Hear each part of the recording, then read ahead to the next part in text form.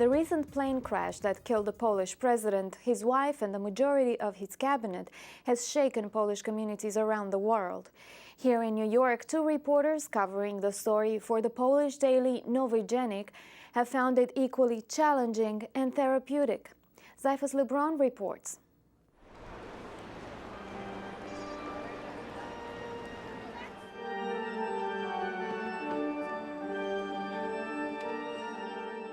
President was an amazing man and a great friend of America.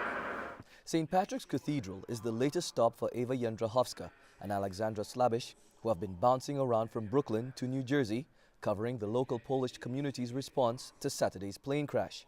This is like 9/11 almost for New Yorkers and for Americans. The magnitude of it is so huge, and it's such an unthinkable tragedy. It's just such a crazy time for us. We're all running around, from event to event. We are on no sleep almost at all, and it's been emotion for us too. Sorrow fills our hearts at this sad moment. This service at St. Patrick's was originally meant to celebrate the 5th anniversary of the death of the beloved Pole, Pope John Paul II. But tonight, it's taken on a more painful meaning.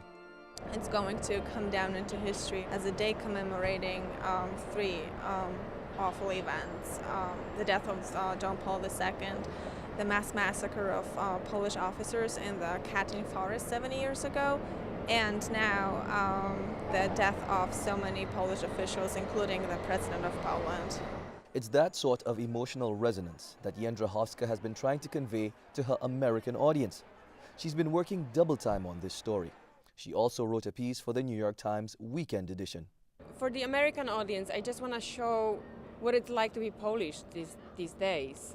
Well, I think it is still a very emotional story, but, they look at it from outside. Jędrzejowska covered the aftermath of 9/11 for Nowy Dziennik and says this is an even harder story to work on.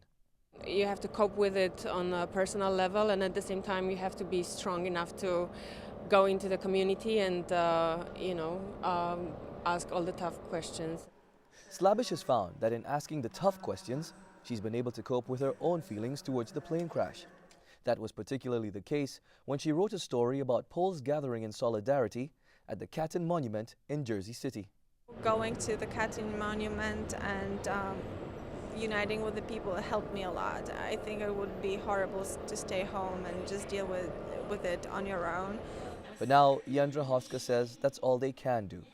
Deal with the sadness of the loss of their leaders, then with the anxiety and excitement of choosing new ones.